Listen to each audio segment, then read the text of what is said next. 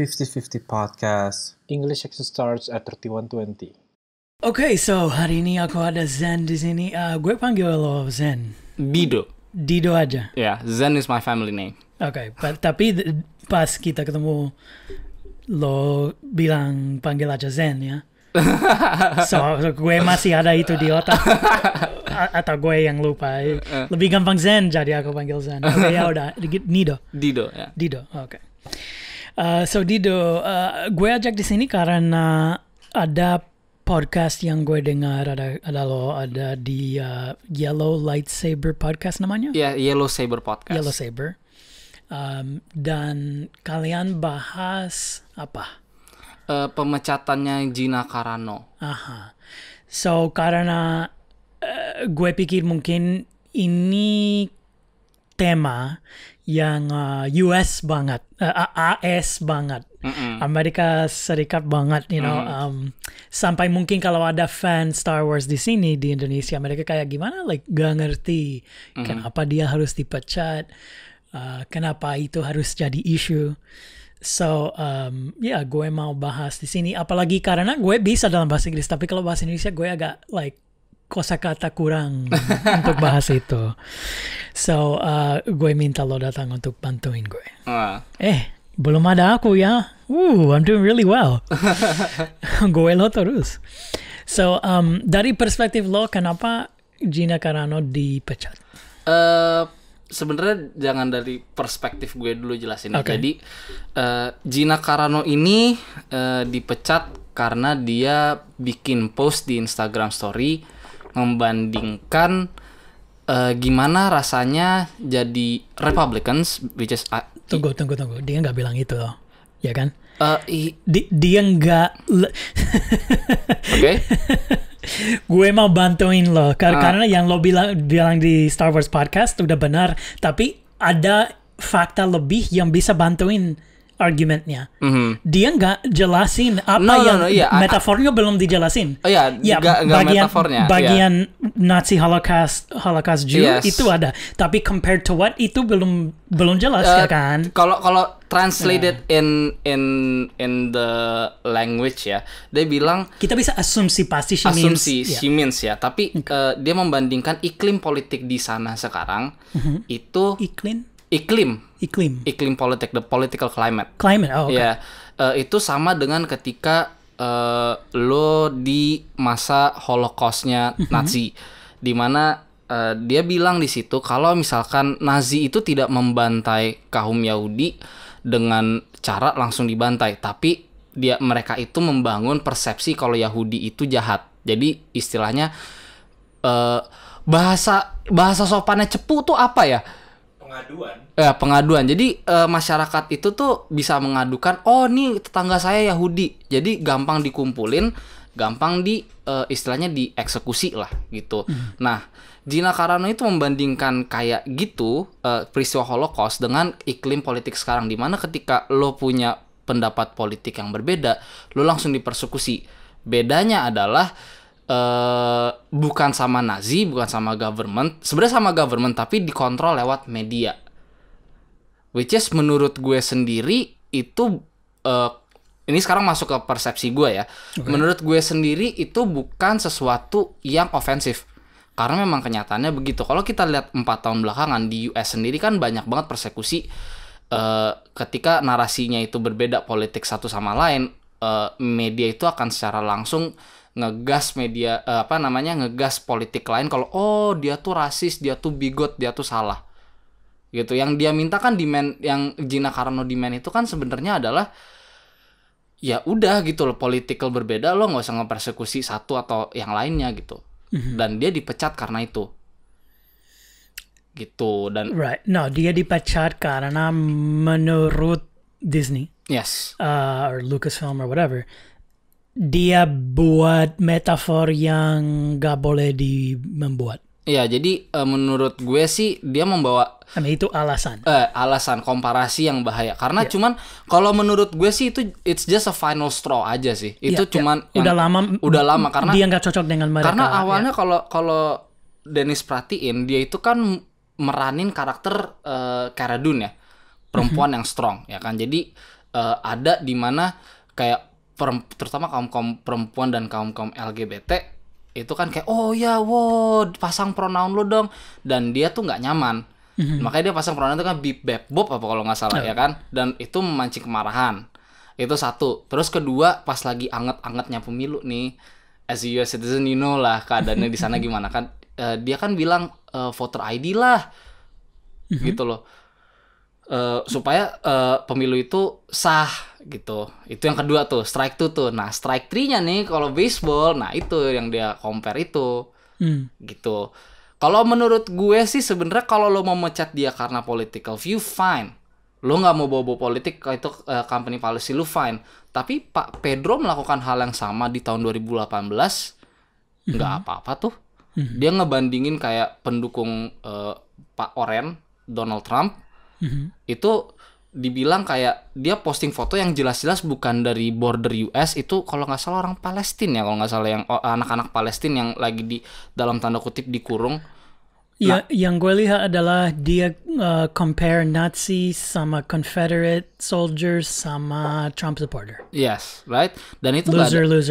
Dan nggak ada masalah. Itu di 2020. Iya, dan itu nggak ada masalah, dan menurut Right, of course. ya, dan menurut gue kayak ya yang jadi masalah gue, makanya gue ngobrol di podcast itu adalah itu muna gitu loh. Kalau lo mau bilang lo munafik ya. Kalau lo mau bilang lo sebagai perusahaan politically unbiased ya lo pecat dua-duanya lah. Gitu. Dan itu yang gue bahas karena ujung-ujungnya jadi merembet ke political corporate, merembet lagi ke political life ya, bukan government ya, tapi kayak political as a life gitu loh.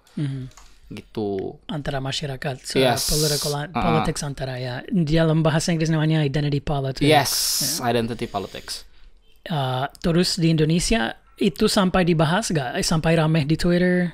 Gue ngeliat di posting di Instagram apa kalau nggak salah, dan komennya tuh mohon maaf dengan sangat segala hormat, tapi komennya tuh goblok gitu loh. Komennya tuh kayak gini, dia bilang gue lihat banget beberapa orang komen bilang kayak oh kalau artis di sini tinggal minta maaf terus langsung masalah selesai. Gue nggak baca komen tuh kayak ya nggak gitu goblok gitu loh, kayak kenapa kayak gitu? Ya lo harus perhatikan dari dua sisi. Jadi ketika lo menerima sebuah berita, lo jangan ngeliat dari satu sisi yang media bawa. Lo coba cari tahu dong dia kenapa bisa ngomong kayak begitu. Gitu loh. Jadi makanya kayak gue bilang di podcast dia, media besar ini bahaya karena mereka bisa ngedrive masyarakat dan ujung-ujungnya bakal jadi sort of seperti apa ya, perbudakan secara konsensual.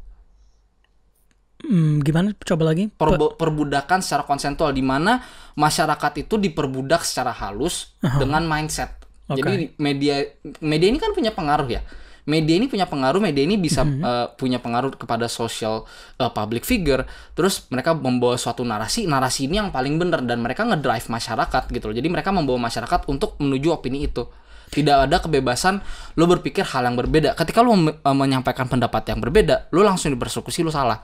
Itu kan nggak beda jauh dengan perbudakan dong. Ya nggak?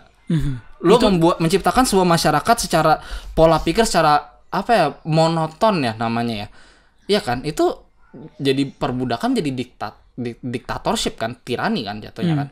Gitu. Ya itu lagi di AS ya, bukan nggak bisa, tapi kalau punya opini yang beda dengan yang kalau online mayoritas, I think offline bukan mayoritas, tapi kalau online mayoritas lo bisa dipecat, di-cancel dari Twitter or whatever. Iya. Kayak misalkan ada beberapa kasus kalau di US ya, gue nggak tahu di Indo ya. Misalkan lo bilang lo tuh Trump supporter, there are some cases yang lo di-fired. Kalau misalkan mungkin kalau misalkan ada yang pendengar atau yang nonton ini penasaran, mungkin bisa lihat nggak cuma dari media yang 3 huruf itu. saya tidak mau sebut merek karena mereka cukup okay. powerful. Saya nggak mau jadi korban random bus accident. Oke. Gitu ya. Jadi actually ada banyak yang 3 huruf begawan. Iya 3 huruf yang all of them. 3 huruf yang ngomongnya I get it. yang di pusatnya sana ngomongnya kayak tembok itu buruk, tapi lagi protes BLM mereka bangun tembok di kantornya. Oke. Nah, itu bisa cari sendiri, tapi harusnya sih udah tahu sih. Oke. Bedanya ada di Indo kok. Gitu. Nah, sampai mana tadi? Gue sampai lupa. Gak apa-apa. Nah, so gue arahin.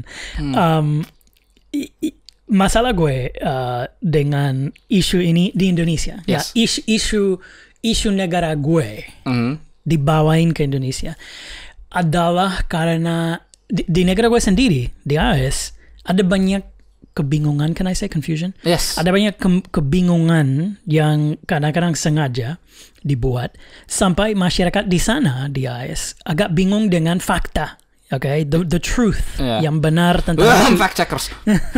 yang isu-isu ya. Fakta tentang isu yang ada di sana. But karena di Hollywood especially, terutama di Hollywood, semua yang bisa ngomong karena yang Gina karena gak bisa ngomong nanti dipecat. So yang bisa ngomong mereka punya pendapat yang sama. And then di Indonesia orang yang follow celebrity ini karena dia aktor di show favorit dia, mereka dapat informasi dari seleb itu sampai pikir emang dia segitu ya, dia segitu, dia segitu, wow dia segitu, sampai kayak nggak masalah, like it's not their fault, nggak salah orang itu yang fan sama selebnya, bukan brainwash, tapi di kayak kalau itu aja yang dia dengar, itu yang dia akan pikir. You get what I'm saying? I do get what you're saying. Tapi itu yang itu masalah gue. Maksudnya karena last summer di bulan Juni gitu di IS 2020 tahun 2020 banyak orang yang sharing gambar hitam itu di Instagram ya. Oh God. Ya. Sampai mereka share karena semua orang lain share. Iya. Sampai maksud aku di Indonesia. Bahkan influencer di Indonesia banyak yang share loh. Gue nggak tahu artis ya, tapi pasti banyak. Beberapa Instagramer, influencer cantik. Maaf, pacar whatever. Ada banyak yang share. Dan itu kayak yang mereka tuh banyak share tapi nggak tahu. Ada pasti ada beberapa yang share karena mereka believe, mereka ikut dengan itu, whatever the message ya. Tapi ada banyak juga yang mereka nggak tahu alasannya mereka share. It's like aduh everybody else is, so dia ikut juga. And itu masalah gue. Orang kayak dimaksa ikut dengan see my vocabulary is I just bukan can't do terpaksa this. sih, lebih tepatnya secara tidak langsung. Yes. Mereka terbawa, bukan terpaksa, tapi terbawa arus. Aha, itu maksud gue. They follow the stream. Vocabulary aku nggak ada. In English they follow the stream. Go with the flow. Yeah, go with the flow. They go with the flow.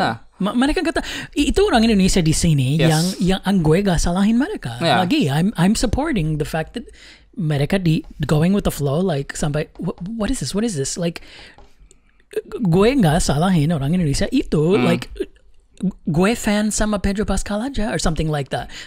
Baru tahu gue di politics dia sebelum isu Gina Carano gue gak tahu. Gue gak suka tahu tentang politics aktor. Gak peduli. Gue suka aktor ini karena dia bagus, acting okay. Gue actually gue gak suka follow siapapun dari sana karena gue gak pengen tahu tentang politics mereka. Gue gak cari ilmu politik dari aktor, please, Yeah, it's like listening on some scientific, dengerin kata-kata soal science dari seseorang yang nggak dokter kan, nggak ada kredibilitasnya sama sekali kan. So anyway, itu buat gue jadi yang penting ya. Gue gak mau lihat orang yang gak ngerti isu selengkapnya ikut dengan isu gara-gara everybody else's gitu. Tapi balik lagi juga ya, kalau gue melihat memang termasuk gue, orang Indonesia itu kan kemampuan literasinya kurang ya. Kemampuan literasi literature, the ability to read itu kan kurang kan. Makanya nggak heran banyak yang main ngikutin. But kalau gue sendiri main problemnya itu bukan dengan orang-orang yang go with the flow. Problem gue adalah beberapa orang yang memang secara sadar mereka punya political belief seperti itu, gitu loh, yang mencoba mempengaruhi masyarakat.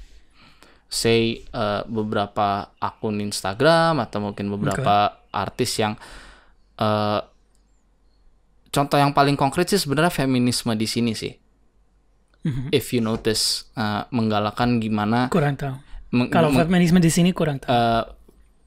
Ada beberapa teman-teman gue di Instagram yang nge-share tentang feminisme. Kenapa gue bicara dengan feminisme dan kebudayaan, istilahnya kebudayaan bangun woke culture, karena kan feminisme itu kan istilahnya what's front face in Indonesia, mukanya feminis, bagian depannya front face-nya woke culture LGBT itu kan biasanya feminis kan. Kayak mereka tuh banyak influencer yang bikin kayak kalau kebudayaan di sini tuh misalkan gajinya itu wage gap itu ada gitu kan, lo antara laki dan perempuan dibayarnya berbeda. Dimana menurut gue isu-isu feminisme itu yes di Indonesia masih diperlukan, tapi bukan secara yang sama dia guys. Bukan, justru maksudnya gue gini, isu-isu feminis itu diperlukan untuk daerah-daerah yang rural, paling gak rural, yang dimana kebudayaan patriarkinya itu masih tinggi. Ya kan, dimana kayak perempuan itu cuman boleh di rumah, lo pokoknya ikut suami kerja dan suami kerja cari duit, lo pokoknya ngurusin rumah. Itu memang diperlukan gitu loh untuk feminisme. Tapi kalau misalkan lo bicara di kehidupan kota, orang perkantoran, ya menurut gue bukan yang gak relevan ya, tapi gue sangat sedikit melihat contoh yang at least dari gue ya, again ini dari gue ngeliat kalau diskriminasi antara perempuan dan laki-laki itu ada. Dan itu yang jadi masalah. Kenapa yang gue suka sebel sama orang-orang influencer adalah lo kenapa ngelakuin posting itu dengan target audience lo yang kebanyakan yang gue lihat yang kebanyakan itu adalah orang-orang kota gitu loh. Karena menurut gue ketika lo bilang perempuan itu didiskriminasi di tempat kerja secara wage gap ya, secara perbedaan gaji, sorry to say kalau ini terdengar ofensif, tapi menurut gue sepengalaman gue tuh tidak ada. Gue selalu nerima gaji yang sama dengan perempuan kok selama gue bekerja. Di sini gue gak tahu, jadi gue gak makanya bisa bahas. dan tapi gue dia itu illegal. Itu ya, gak bisa kasih beda wage buat kerja yang sama. Exactly right. Dan di sini juga gue rasa juga sama gitu loh, nggak ada bedanya. Kalau misalkan lu menunjukkan, kalau misalkan lu kasih kayak studi ini menunjukkan bahwa pendapatan perempuan dan laki-laki berbeda, itu kan average dihitung dari perbedaan company kan, ya kan. Misalkan let's say gue cewek, lu cowok, gaji gue kerja di perusahaan A, lu kerja di perusahaan B. Perusahaan B mampu membayar lo lebih, sedangkan perusahaan A tidak mampu membayar gue lebih. Gaji lu misalkan let's say 8, gaji gue 5. Jabatan kita sama, misalkan sebagai sales. Ya itu kan gak bisa disamain dong. Lo harus nyamain kayak lo perusahaan A sampelnya laki-laki dan perempuan, dan lo average semuanya baru ketemu. Gitu kan. Kayak masalah yang rumit banget terlalu disimplifikasikan. Okay. Iya kan. Kayak jadi gini, yang gue kesel adalah masalah yang rumit disimplifikasikan tapi disampaikan dengan cara rumit. Jelasin gimana? Disampaikan dengan cara rumit? Ya kayak lu ngitung tuh kayak oh ya pendapatan berbeda dari umur sekian sampai umur sekian, pendapatan berbeda dengan gap tuh sekian persen gitu kan. Padahal lu sendiri juga lu cuman ngitung on average jabatan aja. Ya perusahaan kan nggak semua perusahaan bayar di atas UMR. Beberapa perusahaan kan bayar UMR kemudian juga uang harian kan. UMR? Upah minimum.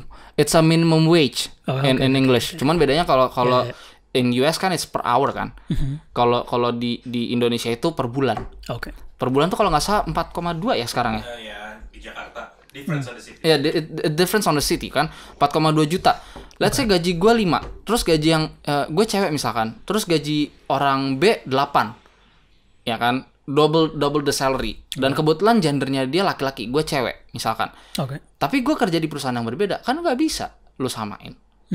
Itu dari wage gap aja. Terus kayak dari kayak apa ya? Kalau misalkan lu bilang masalah catcalling, masalah apa? Oke, gue masih setuju. Memang banyak perempuan di Indonesia yang di catcalling karena memang tingginya kebudayaan patriarki juga. Apa itu patriarki? Patriarki itu Apa itu feminisme? Bukan aku nggak tahu, bukan gue nggak tahu artinya, tapi gue pengen ini tapi istilah yang terlalu sering dipakai sama orang nggak ngerti. beda orang punya beda Persepsi definisi. dan orang juga nggak ngerti gitu loh. Oke, apa itu patriarki? Patriarki itu adalah kebudayaan di mana pria itu memegang kontrol atas segala hal. Pria itu adalah strata tertinggi dalam gender, terutama dalam kehidupan, in particular kehidupan rumah tangga. Opresif? Yes, opresif, kebudayaan opresif di mana laki-laki itu di atas perempuan. Oke, so kalau orang bilang kita butuh matriarki, itu bukannya hal yang buruk juga karena opresif juga? Yes. Oke. Nggak ada. Nanti ada yang mau gue bahas juga. Cuman kita bahas patriarki dulu ya. Terus kemudian juga feminis. Feminis itu kan feminisme itu kan adalah prinsip di mana laki-laki dan perempuan itu sama derajat, harkat dan martabat. Martabat. Iya, martabat. Apa ya, harga diri, pride, you know. Oke. Kehormatan. Respect. Respect, yes. Oke. Iya kan? Kan prinsipnya itu kan. Cuman the thing that I have a problem with feminism these days adalah menyatakan bahwa laki-laki dan perempuan itu sama. Like literal sama. Modern feminist ya, bukan feminism. Modern feminist, laki-laki. Ini kita bahas feminisme di Indonesia atau feminisme di West? Modern feminisme di Indonesia. Oke. Ya kan? Karena Agak susah buat gue bahas karena gue gak tahu terlalu banyak. Again, tapi coba ya please. gue backtrack, kayak gue bilang ada beberapa influencer yang memang atau orang-orang yang bisa dibilang pendidikannya, strata pendidikan dan kemampuan, istilahnya apa ya, skop wawasannya dalam tanda kutip luas, dan mereka membawa narasi itu kayak laki-laki dan perempuan itu sama. Ya sama dalam hal apa? Kalau misalkan lu bicara derajat, martabat, hak dan kewajiban ya sama. Oke.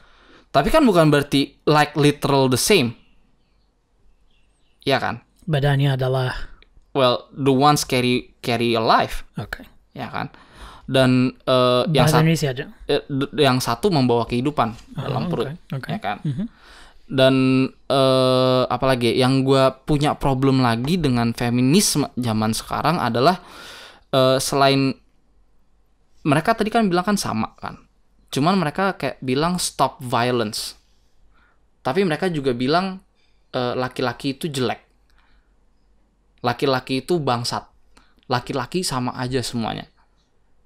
Padahal kalau misalkan diperhatiin lagi, masalahnya itu sebenarnya bukan, kalau menurut gue bukan persamaan hak dan derajat sih. So, mungkin kalau gue bisa dapat kesimpulan, kalau feminis mau bangun cewek, jangan secara menurunkan cowok. Yes. Oke.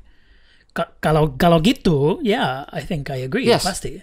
Jangan gak usah menurunkan satu sisi buat naikkan yang lain. Yes, exactly. Dan yang terjadi sekarang kan seperti itu. Ya kan? Di AS emang? Di Indonesia juga udah mulai. Kalau nanti akan gue kasih beberapa contoh akun-akun Instagram yang sangat-sangat bangun tidur.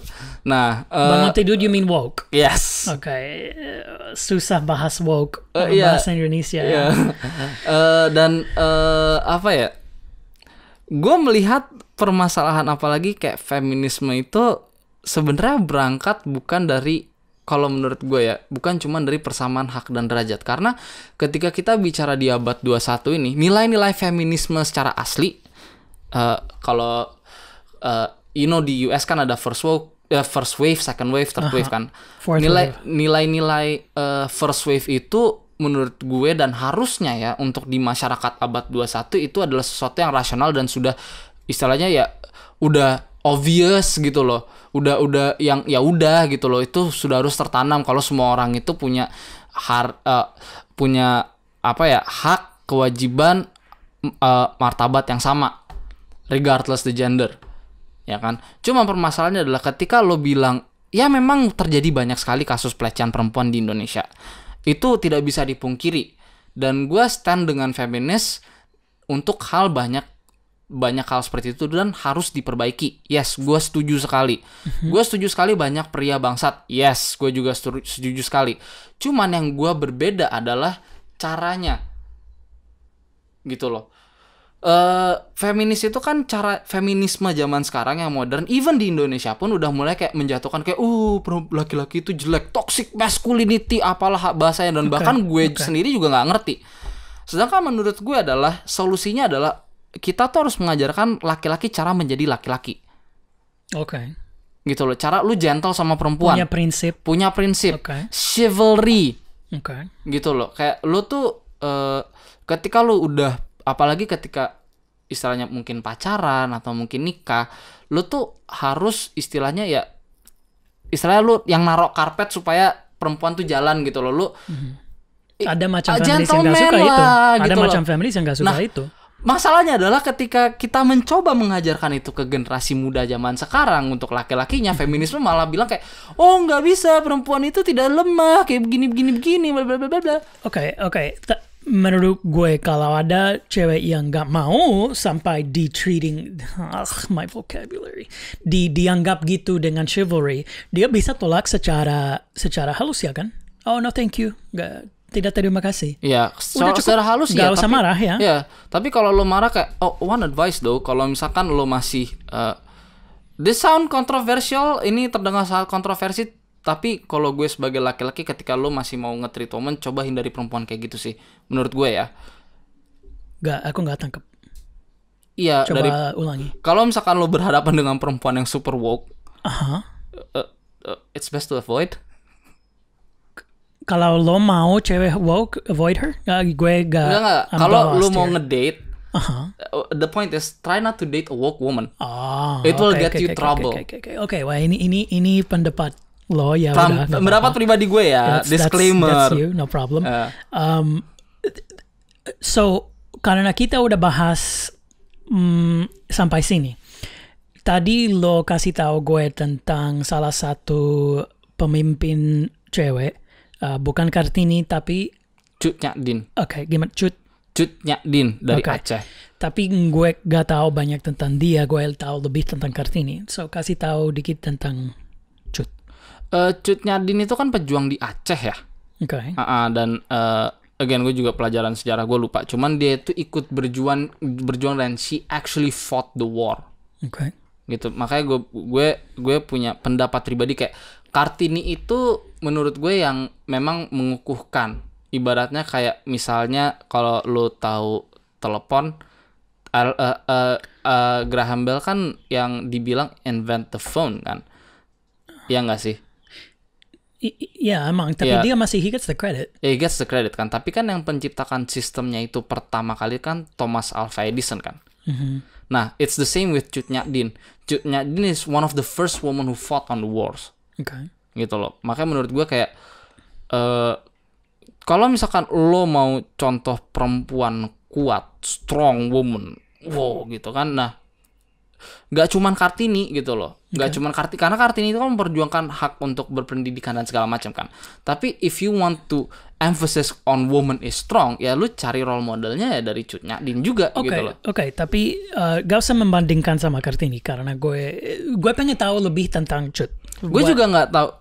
To be honest, gue juga nggak tahu banyak. Cuman dia adalah pejuang waktu Aceh, perang di Aceh ya untuk 18 berapa sih? Gue lupa. I know nanti yang di komen bisa cari lebih karena gue juga nggak gue lupa tahun berapa 18 ada 80s something, udah 80s 90 something gitu.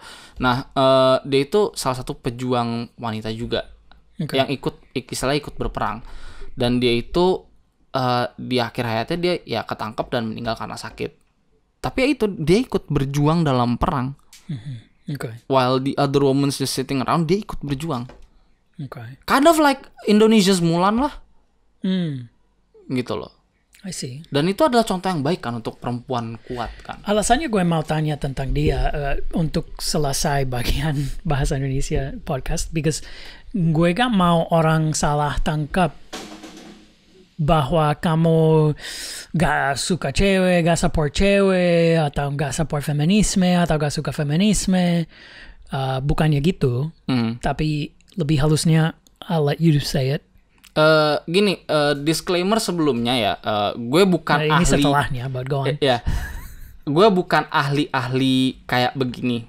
Gue concern hal begini karena melihat arah kita tuh mau dibawa kemana, dan apalagi namanya budaya nge-cancel orang kan.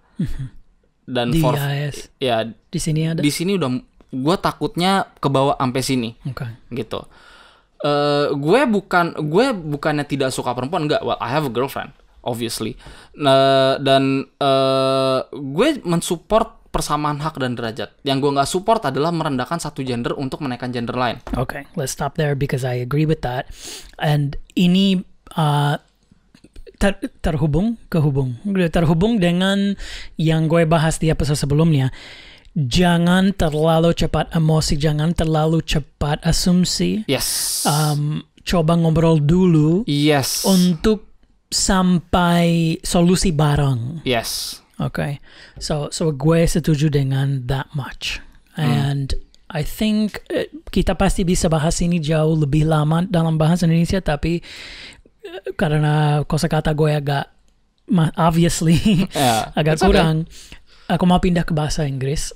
And then podcast ini nggak bisa dipisah karena ini terlalu, it's gonna be connected to what we talk about in English. Sometimes I split my podcast in half, right? English and Indonesian, two different episodes. Not episodes, parts. But in this one, we have to connect it because it's gonna be related. Yep. So for anyone listening now in the English section who just joined the English section, I've got Zen here. I think they can call you Zen, right? Yeah, Zen. In English, but at least. I prefer Deeniso. Deeniso, okay. Yeah. Deeniso. Because Zen is like my family name from my mother's side. So okay. So Deeniso here. We started talking about the Gina Carano issue situation with Star Wars, her firing.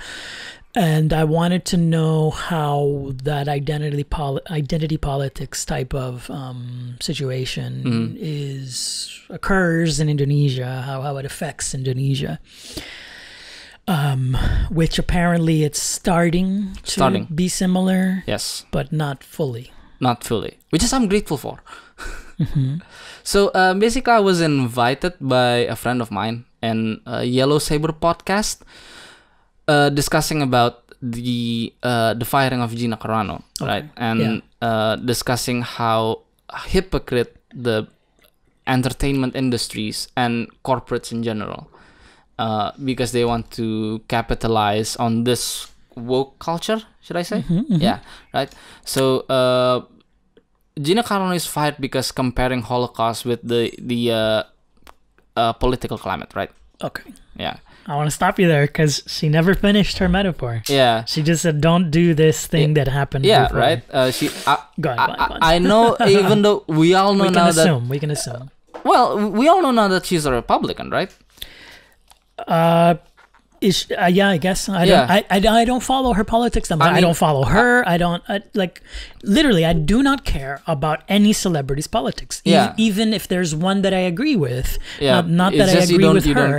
Even if there's one who I agree with 100%, I don't want to get my politics, my information about politics, my knowledge about politics from celebrities. It's ridiculous. Of course. Yeah, okay. I know it's ridiculous. I mean, the problem is that she compares the political climates with the how Nazis rounding up the Jewish people, right?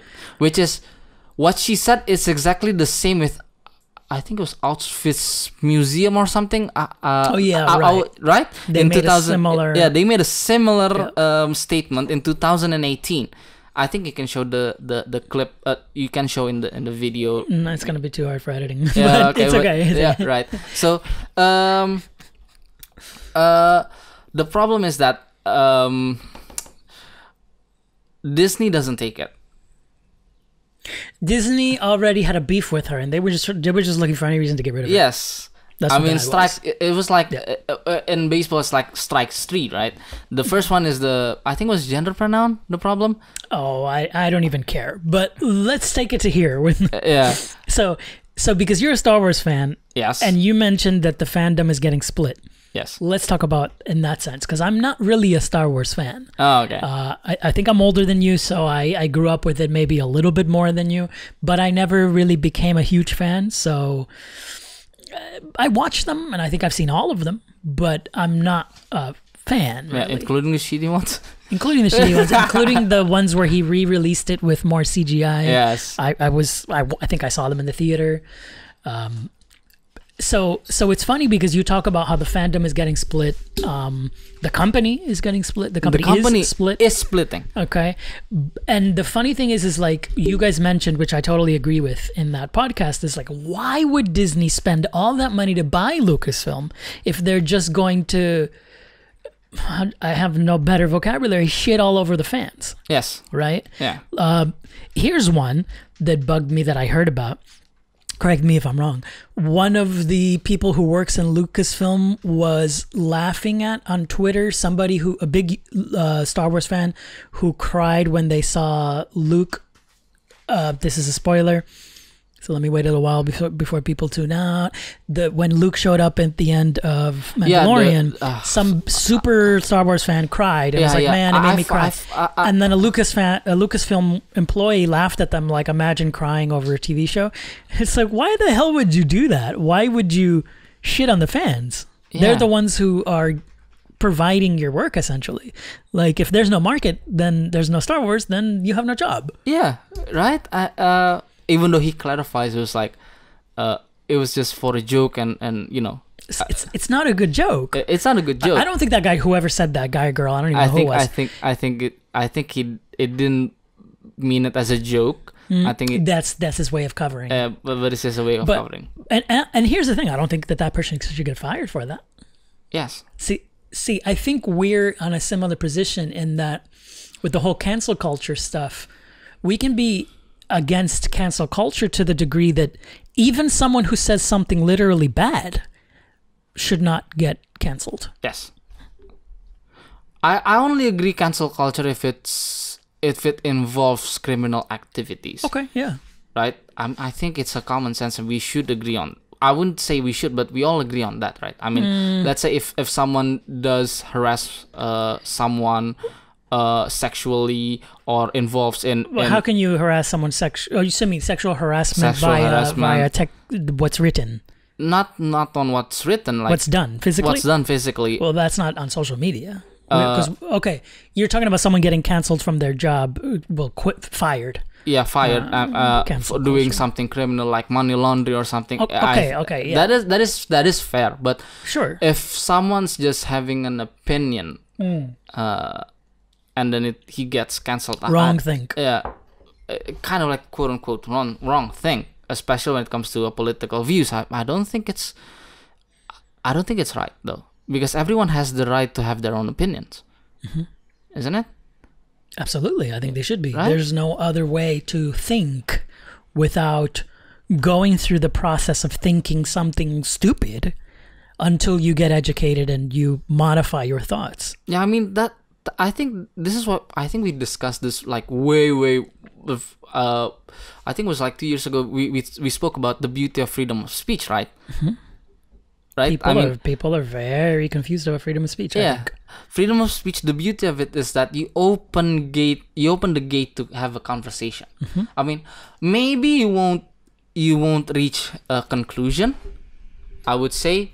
Depends how patient you are. Yeah, but at the very least, you get to know both sides. I want to talk about Daryl Davis. Have you ever heard of Daryl Davis? Not really. Daryl Davis is a black man,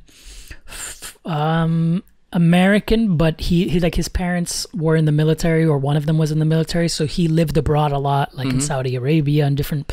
So he grew up with a very diverse upbringing. You know, kids from all over the world. He knew people from everywhere. So he wasn't, and it was, I think he grew up in the 60s. even 50s, maybe 70s, definitely. I mean, he's still alive in the 70s. He was a kid around that time. And then when he was living in the US again, the first time he ever experienced racism was in the US. And there was like some kind of parade, and there were people in the audience. Oh, he was put at the beginning of the parade. He was put at the front, and some people threw things at him. So they were racist towards him because he was black. And his thought, because the way he was raised around people from all over, he didn't understand racism. His thought was, why do they do that? Why? He wanted to know the root of their racism.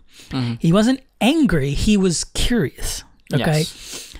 He later went on to meet many KKK members, KKK leaders, and befriend them. I know the guy. He's a musician. He's a yes, big, big that's him. black guy, right? He's had several interviews on podcasts. He had a good TED talk. He befriends these KKK leaders, a lot of them, because he wanted to know genuinely why is the reason these people can be racist.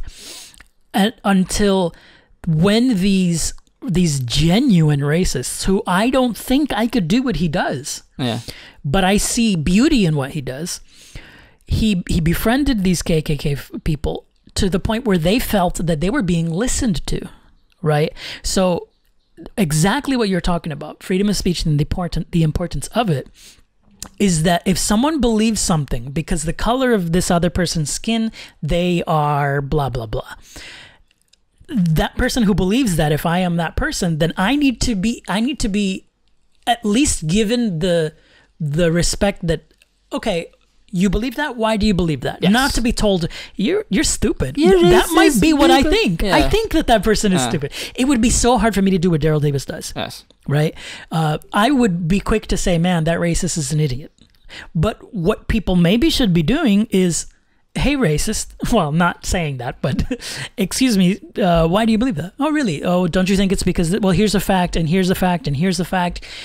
And that's what Daryl Davis did until these KKK leaders kept being racist, kept being in the KKK, but bringing him to the events and telling others, don't you talk bad about him. That is my friend. Daryl Davis is my friend. Until eventually they quit the KKK. They couldn't stay because they realized that they were such deep friends with this guy, Daryl Davis, that they could not believe what they believed anymore. I think I saw one video though about this. I want to go back to the point of the conversation.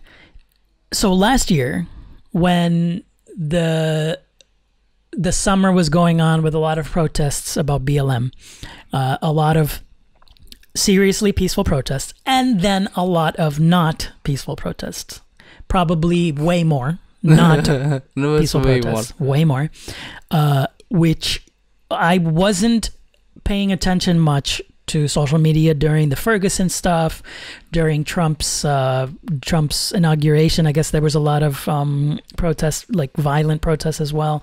So like violent protests before that, I wasn't paying attention. So for me, this last summer, in 2020, when there was a lot of very violent protests, I saw videos, disgusting videos of people getting beaten, killed. A black police officer was killed. His name is David Dorn.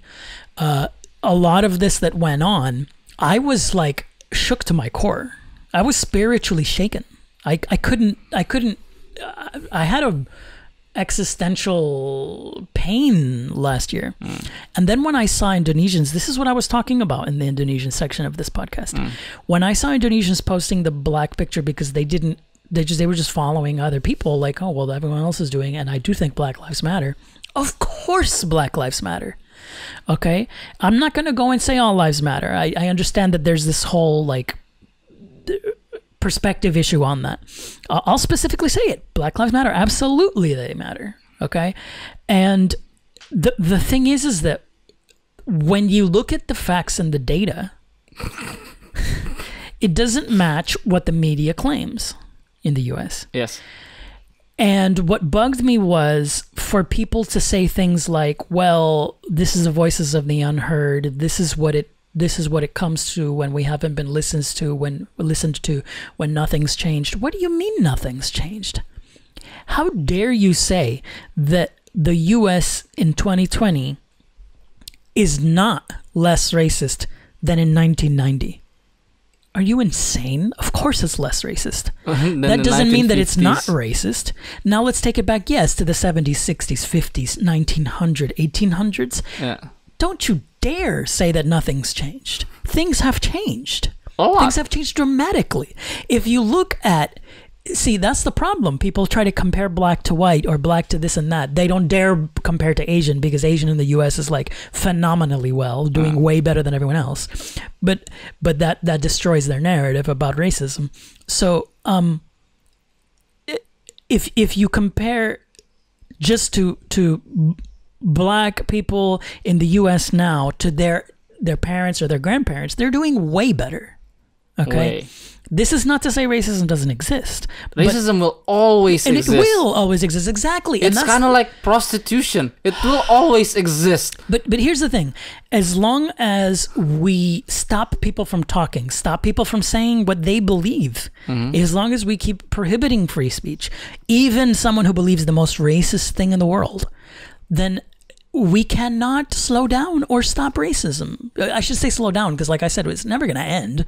You know, there will always be some degree of racism, but we have to talk. Yes. We have to talk to the person who is most racist.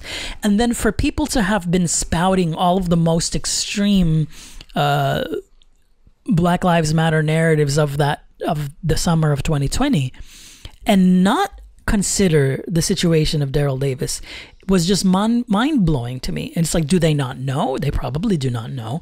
Some people who do know don't care. They don't want to talk about it because it destroys their beliefs and their narratives. I mean, can you imagine how oppressed Jay-Z with his 800 million worth? He must be so oppressed. Or Lewis Hamilton, one of the greatest black driver, probably the greatest Formula One driver in the whole world, with his 268 million, and he's so oppressed. So let's not take it to that degree, because now we're being like hyperbolic, right? And I get it, you're being hyperbolic, making a hyperbole to make a point. Yeah. But let's talk about it factually. Let's talk about facts. Factual. Okay, you want to talk? I mean, here's the problem with even and that's if the problem, they don't accept facts. They don't want facts. Washington Post posted, and I think it was around 2018, right? That the police violence rate is declining, right? So it's basically, as a black man, in particular black man, you have 5% chance to be killed by a police. I don't think it's even 5. Yeah, let's take it to 5, which means the same rate as you got struck by lightning. I don't think it's 5% getting struck by lightning. But okay, let's say it's lower than people think. Lower than people think, right? Okay. Again, they don't look at the facts on. I think it was the Black Lives Matter. I think it revolves around 4 cases that they explored. Right? Ahmaud Arbery, George Floyd. Who's that woman? Michael Brown. No. The woman. Breonna Taylor, and the last one who got shot 7 times in the chest, in the back. Who didn't die? Yeah, who didn't die? Yeah. I forgot his name. The guy, I think it was Blake something. Yeah. Yeah. If you see those 4, the route is simple. They don't follow the police orders. They rebelled. See the problem here? On the Ahmaud Arbery's case, I mean, in US you can do self-arrest, right? Waiting until the police come, isn't it? What do you mean? So basically, if you see something wrong and you have a gun, you can arrest someone waiting for the police. Citizen's arrest. Yes, right. I think it was available. I don't know. I think we're gonna get in the weeds with this. Yeah. Let's not. I think different states. Confusing, right? is what I mean. Different states, right? So basically, Ahmaud Arbery. I don't know much about his situation. Yeah, so the situation is that I know about a lot of the others, but not that one. This guy running around on the house, right? With the shorts, going for a jog. Okay, right? I remember. And people accuse the guy who shot him being a racist killer because the ones who killed him is an ex-cop. Okay, what I do know is a lot of these cases, when you look into the facts, do not match with the narrative at the moment that it happened. Yes. At the moment that it happened, the narratives were woven in all kinds of directions. Yes. To have an effect over the narrative that people Yes, exactly. that people got. Exactly. I mean, can you imagine if you told by someone who's holding a shotgun to stop, what you do is you should stop, not taking the man's shotgun, which Ahmad Aubry did, and then he got shot. So it's kind of like, I'm sorry, I'm not a racist person, but this is absolutely like, you play stupid game, you want stupid prizes. That is what happens, and people refuse to believe that facts. There are a lot of facts which destroy the narratives. Yes. The point that I think I want to express is that, again, and this goes back to what we said in the Indonesian section of this podcast, don't try to oversimplify a very complicated matter. Yes. And I think that's what people do. I think to put it a bit more simple, it's like, don't take things from just one source. You need to look on the others. And don't be too quick to decide either. To make a judgment. Mm-hmm. There are some great. Thomas Sowell has very great. Thomas Sowell, I love the guy. Yeah. And Larry the reason, Elders. Larry Elders.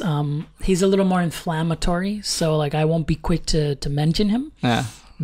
And he gets a lot of his data from Thomas Sowell. But so just go straight to the the guy, to the horse's mouth, as they say, right? Thomas Sowell doesn't say anything inflammatorily. Sorry, Yeah. even mine. But he says very factual. He's an economist. He's like, oh well, the facts are like this, and he shows no expression, and obviously he's very anti-identity politics. But he just gives the data. Another good one is Shelby Steele. Shelby Steele is also black.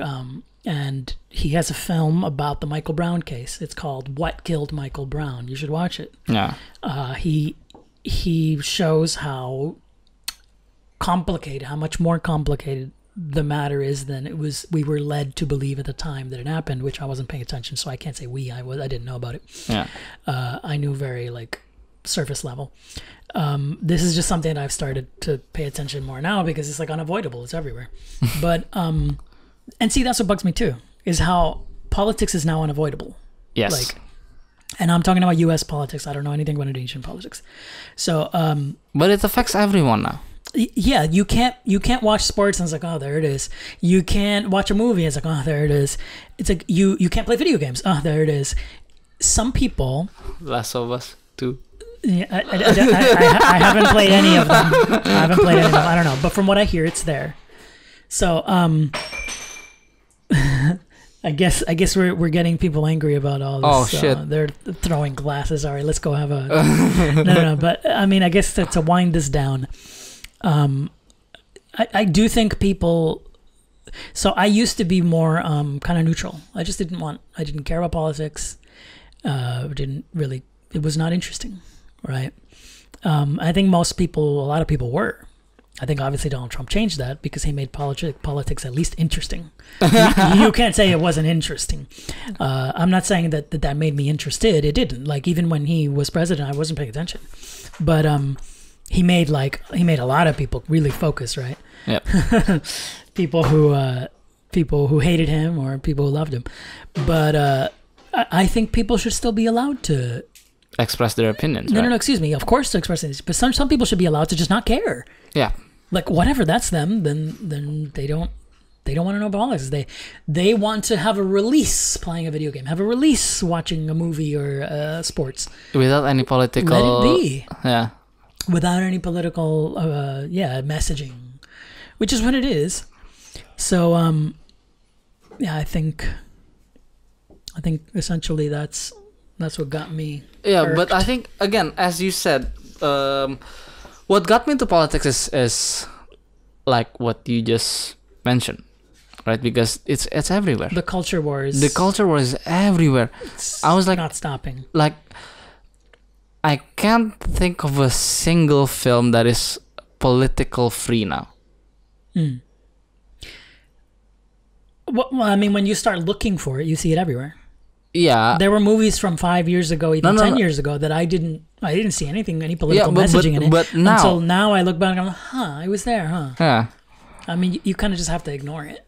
And that's the thing. When you're neutral, I think even when you're conservatives, the conservatives, like you'll allow that like super left-leaning messaging is like, oh, there it is, and you'll still watch the thing. Yeah. Versus if they get any like super right messaging, then they're pissed forever. It's like it's all hypocritical. Yeah, they're bugged being by it. hypocrite. And the thing is that let's bring it to Indonesia, right? The effects. I don't see many people agree with the message now, which I'm extremely grateful for. Even though there are some things that is need to be addressed. Kind of like the patriarchy stuff, which is, as we discussed in Indonesia, in the Indonesian part, where we need to focus more on pointing out that, hey, women or men are the same in terms of their rights, their obligations, and their respect. But stop it there. You don't need to make, oh, men are bad, oh, women are stronger than men, and blah blah blah, like in the movies. I think it's what we said in the Indonesian section, which I want to repeat here. And this can be our outro, because I can't take any more of this. My head's about to explode. There's no need to lower men just to raise women. Yes. Let's raise women, absolutely. Let's raise everybody we can. Yeah. Absolutely. I agree with like everybody having as many opportunities as everyone else. 100%. There's no need to drop others just to raise some. The other one. Right. And the other thing, which I'll end on, which I guess I've ended a lot of podcasts on this, is, don't be too quick to make decisions. Don't be too quick to make decisions based on emotion. Don't be too quick to like be more patient. Listen to all sides. Try to have a conversation. Yes, civil conversation. Just no way we can live together with all the people on the planet if we don't listen to each other. Yes, I mean, so I go back to that. you cannot expect everyone has the same opinion as you, right? And we live in I would say a volcanic level of stupidity and absurdity. So why not try to make the world less mad by at least have a civil conversation with each other? You may not get the conclusion within the conversation, but at least you get to know each other's perspective, which is what we all need, right? Another great thing about having a conversation is for yourself. Let's say I'm going to talk to this person who has a different opinion than me. That makes me strengthen my opinion. Yes. I find new ways to defend what I believe. Yes. That's amazing. I love that. So anyway, let's end it on that. That's enough. Like I said, my head's about to explode. So, mine as well. Thanks for coming on. Yeah, thank you, man. We need to let this out of our heads so it's done and over with. Okay. Thanks, man. I'll see you next time. Yeah. Thank you.